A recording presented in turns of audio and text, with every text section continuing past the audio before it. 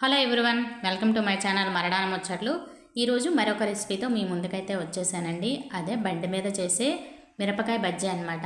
బండి మీద ఎంత బాగుంటాయంటే పైన క్రిస్పీగా లోపల సాఫ్ట్గా ఉంటూ భలే రుచిగా ఉంటాయి. అలాంటి బండి మీద చేసే మిరపకాయ బజ్జీతో మీ ముందుకైతే ఈరోజు వచ్చేసాను. వీడియోని స్కిప్ చేయకుండా చూడండి, అచ్చం మీకు కూడా అలాగే వస్తుంది. ఈ బజ్జీ కోసం మన ఇంట్లో ఉండే ఏ కప్పు అయినా తీసుకోండి. ఆ కప్పుతో ఒక కప్పు శనగపిండి, అచ్చం పచ్చి శనగపప్పుతో చేసిన శనగపిండితోనైతేనే పర్ఫెక్ట్గా వస్తుంది. మనకి బయట అయితే బఠానీ పిండి అమ్మేస్తారు, చూసుకొని తెచ్చుకోండి. అది ఒక కప్పు వేసేసి అలాగే 2 టేబుల్ స్పూన్లు బియ్యం పిండి వేయండి. బియ్యం పిండి వేయడం వల్ల బజ్జీలు పైన క్రిస్పీగా వస్తాయి. అలాగే రుచికి సరిపడా ఉప్పు, 1/2 టేబుల్ స్పూన్ వంట సోడా వేయండి. అలాగే 1/2 టేబుల్ స్పూన్ వాము, 1/2 టేబుల్ స్పూన్ కారం వేసేసి ఒకసారి కలపండి. ఒకసారి అంతా కలిసిపోయిన తర్వాత కొద్దిగా ఆయిల్ వేయండి. 1/2 టేబుల్ స్పూన్ ఆయిల్ వేయండి, సరిపోద్ది. అలాగే 1/2 టేబుల్ స్పూన్ పసుపు, ఓన్లీ కలర్ కోసం మాత్రమే వేసేసి మరలా మొత్తం అంతా కలిపేయండి. కలిపేసి కొంచెం కొంచెం వాటర్ వేయండి. మొత్తం ఒకేసారి వాటర్ వేస్తే వంటలు కట్టేస్తుంది. కాబట్టి కొంచెం కొంచెం వాటర్ వేసుకొని చూసుకొని వేసుకోండి. చూసారా, నేను వీడియోలో చూపించినట్టు ఇలా కలపాలి. మనం కలిపేటప్పుడు ఇలాగ విస్క్ చేస్తున్నప్పుడు ఎక్కువసేపు చేసామనుకోండి గుల్లగా వస్తాయి.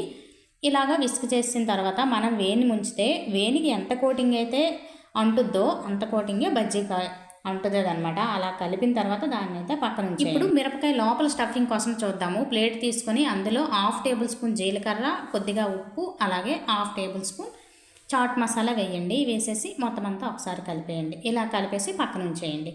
ఇప్పుడు మిరపకాయలు చూద్దాము. మీకు నచ్చితే మిరపకాయలు బజ్జీ మిరపకాయలతో చేసుకోవచ్చు, లేదంటే కారం ఇష్టపడే వాళ్ళైతే నార్మల్ మిరపకాయలతోనైనా చేసుకోవచ్చు. నేను రెండింటితోనే చేస్తున్నాను. అయితే మిరపకాయని ఇలాగా సగం వరకు కట్ చేసేయచ్చు, అంటే 2 పాయలుగా విడదీసేయచ్చు, లేదా మిరపకాయని మధ్యలో ఇలా ఘాట్లు పెట్టైనా చేసుకోవచ్చు. నేను కారం మిరపకాయలకి అలా ఘాట్లు పెట్టి ఉంచేసాను. అలాగే బజ్జీ మిరపకాయలకి అయితే రెండింటిగా చీల్చేసాను. ఇప్పుడు మనం ఇందాక కలిపి పెట్టుకున్న స్టఫింగ్ని అయితే అందులో ఫిల్ చేయాలి.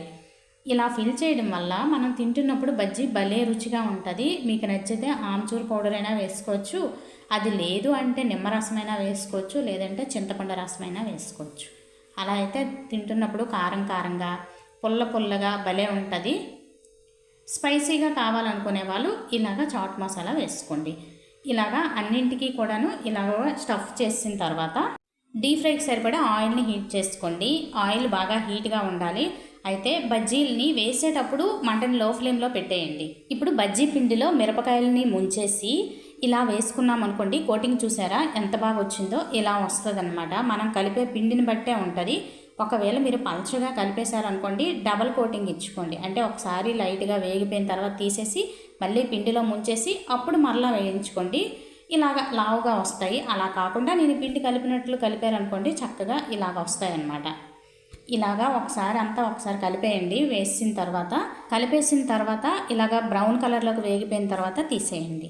ఇంకా ఎక్కువసేపు మాడిపోయినా మాడు వాసన వచ్చేస్తుంది. చూసారా ఎంత బాగా వేగాయో.